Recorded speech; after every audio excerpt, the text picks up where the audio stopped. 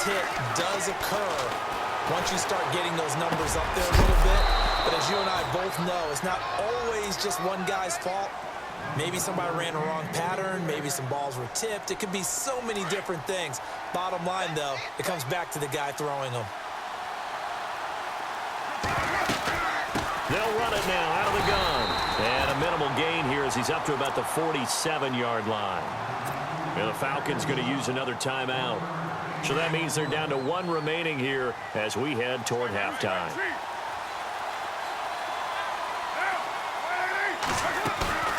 On play action, now Carr. Man open, Rice. And he'll be taken down, but not before getting this inside the 30. A gain of 26 on the third down conversion. From the gun, it's Carr. He's going to let it go deep for the end zone. And that is incomplete. 7 seconds remaining.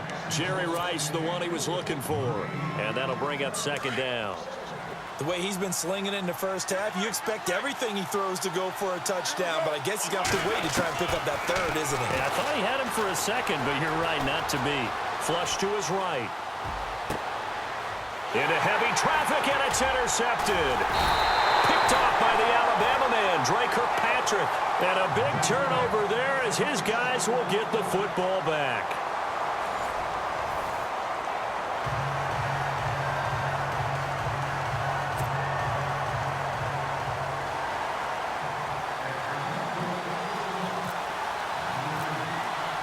So both teams have their marching orders, and we'll get going again here in quarter number 3. This fielded at the 2. And he is out of bounds as they'll start up past the 30. Out come the Buccaneers. They'll have it first to start in the third quarter. This is sort of what you would call a put-away drive, isn't it? They score here, especially a touchdown. It's almost out of reach. It certainly feels that way, and I think that they're going to call their plays accordingly because what you really want to do, even though you know the scoreboard is still up there and the game's going to go on, the fact you can take the spirit away from another team, that their drive and will to come back and win can be taken with another score right here. Still third quarter, but you just get that feel. Yeah, they're teetering right there on the brink, aren't they?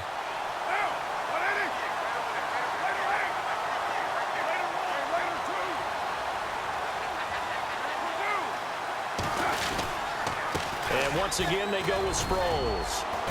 And he's going to be stopped up at about the 47-yard line. Give him a couple on the carry there, 2nd and 8. I'd say they've got to find a way to get him going. He's such a big part of their offense. I wonder if they might throw it a little and come back to the run. Anything, because you're right. He's pretty much been completely neutralized. Got a man. It's caught inside the 10. They give him a gain of 38. So the defense blitzed. A nice job picking that up, completing the pass.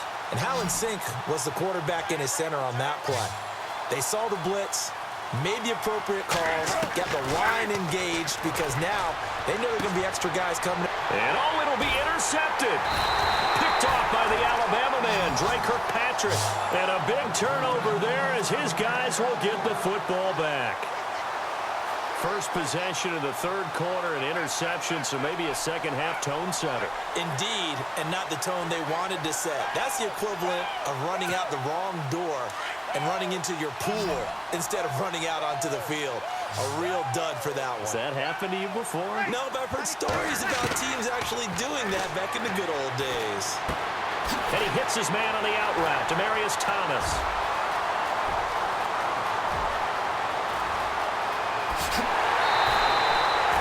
Big play there on the catch and run. 79 yards. He's come a long way since his time at Georgia Tech. What did he run at Tech? He ran hitches and go routes, essentially. Yeah. I mean, but he ran them really well. He averaged well over 20 yards a catch while he was there. And he's still... And they're going to get to him. A sack. Sack back at the 9-yard line. Gerald McCoy. With a great push up front, he picks up the sack and a loss of 8. Now Breeze. This will be caught at about the 6. And he'll take it into the end zone. Touchdown, Atlanta. Michael Crabtree, a 9-yard touchdown grab. And the Falcons turn that interception into a touchdown.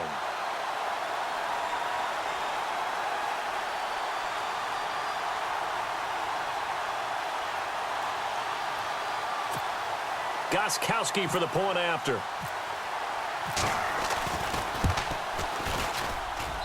It's up and good. This becomes a 21-14 ball game now.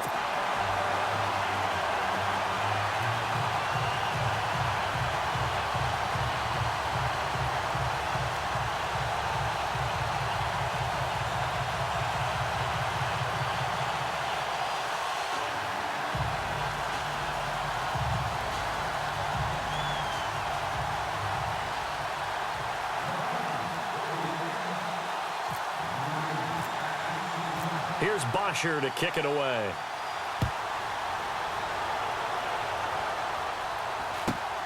And a short kick, taking it about the 16. And he'll take this across the 25, couple extra yards, up to the 27-yard line. And Tampa Bay trots out there now. And 3 interceptions in this game. And I would have to think, I wasn't a quarterback, but number 4 is kind of, oh, you're like, oh, man, I can't throw 4. No, what's interesting is, what do the coaches decide to do now? Having thrown 3, do you alter your offensive strategy? Do you take the ball out of his hands and maybe turn to the running game? Or do you have that supreme confidence that he's going to turn things around? We'll see what they do. Now a play fake here on first down. Throw left side, complete to Ingram. And oh, at the end of it, he's stripped. Ball comes loose, and the Falcons grab it.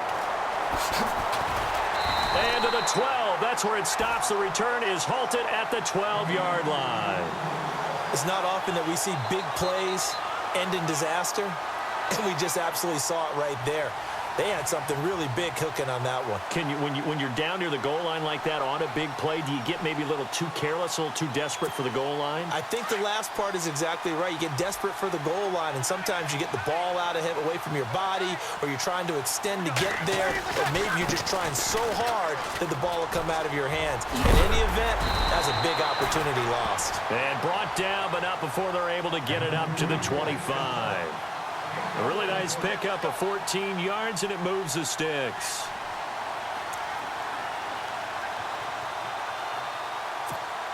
And a new set of downs here after picking up the first on the ground.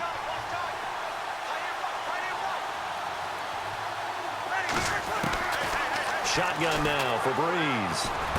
He finds an opening past the 40. Hunter Henry brings it in. And down he goes, but he takes it up to the 40.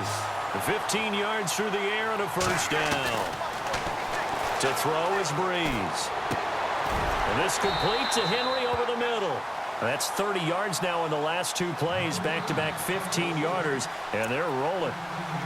They gave up the completion there, but this is what zone defenses count on. Catching the ball and not much run after the catch. Breeze leaves this one with Kamara. They find some open field here. There he goes inside the 30. And he'll get this one down near the 20-yard line. Good yardage as he rumbles for 24 and a first.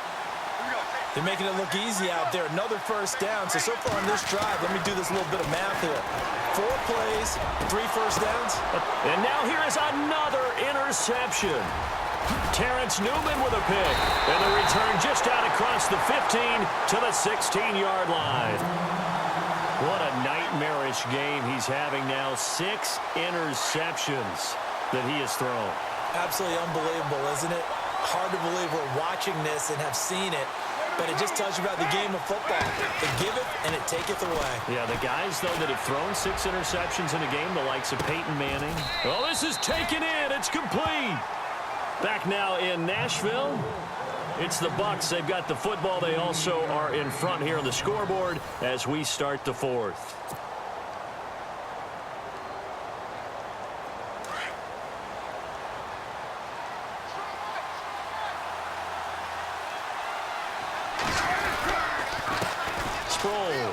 And an alley to run. And past the 30 down to about the 27. A good run there on first down, and it'll leave them with a 2nd and 2. Well, at this stage, that's exactly what you want offensively. Good run on first down, stay in bounds, keep that clock rolling. And look at that play chart that the play caller has in his hands right now. That's what you got to focus in on, because that's divided up by sections. And right now, he's looking at that 4-minute offense section. What running plays do we have to bleed down the clock and take care of the football? Right now, they're executing really well. Now contact up front as penalty markers come in. Who is this against? So they jumped on the left side of that line. And you know, when you're at the end spot, you are like in the starting blocks, waiting for the pistol to fire and go, and he jumped a little bit too early.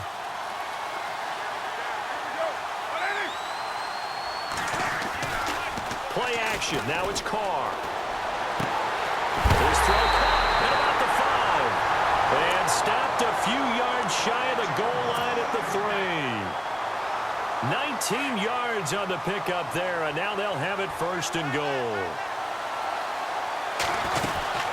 They'll try to run it now with Sproles. They're able to get a couple here, but won't get across the plane as they stop him right around the 1. This is where coaches have to have spent a lot of time going over situations with their players, because him getting tackled there is not the worst thing in the world. You're going to run more plays, right? Clock's going to go.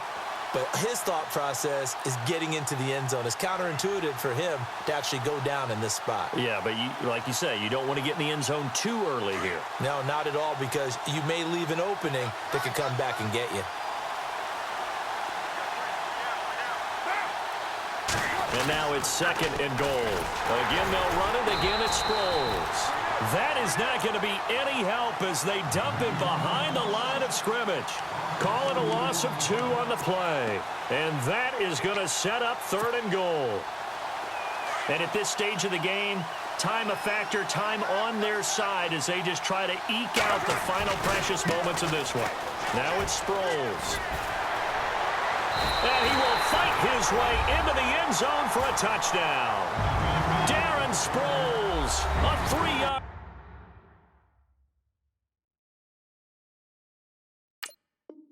Touchdown run. And the Bucs are going to add on to their lead. Now Sturgis on to add the extra point. To throw is RG3. Looking middle, and that's complete. And the stop will come inside the 5 at the 4. Martin, the punter, now out to kick it away. This is taken at his 4. And a nice return sets him up pretty good here at the 30-yard line. So out come the Falcons now. And there are parts of their last drive they'd like to emulate. And, of course, they'd like to forget the inning, the interception. But they did put together, Charles, a nice sustained drive to get him down the field. Yeah, and unfortunately for them, the only thing that matters is part 2, right? Because once they threw the interception and finished off the... And this is intercepted, and that should do it. Picked off by the linebacker, Demario Davis. And he'll return it to the 20.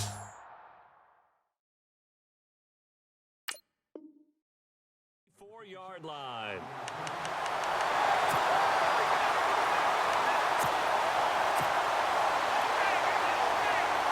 Really nice starting field position here for the offensive unit.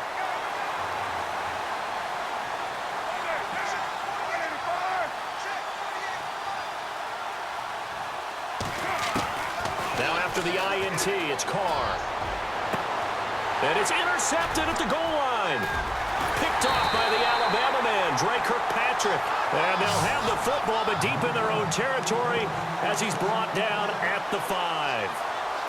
And that gives him now 3 interceptions in the game. Well, someone's locked into what they're trying to get done in the passing game. When was the last time we had someone get 3 in a contest? 2011, wasn't it? Kurt Coleman? Oh, yeah, that's right. With the Eagles? That's right. Then with the Eagles, and I believe it's against Washington and Rex Grossman. That's correct.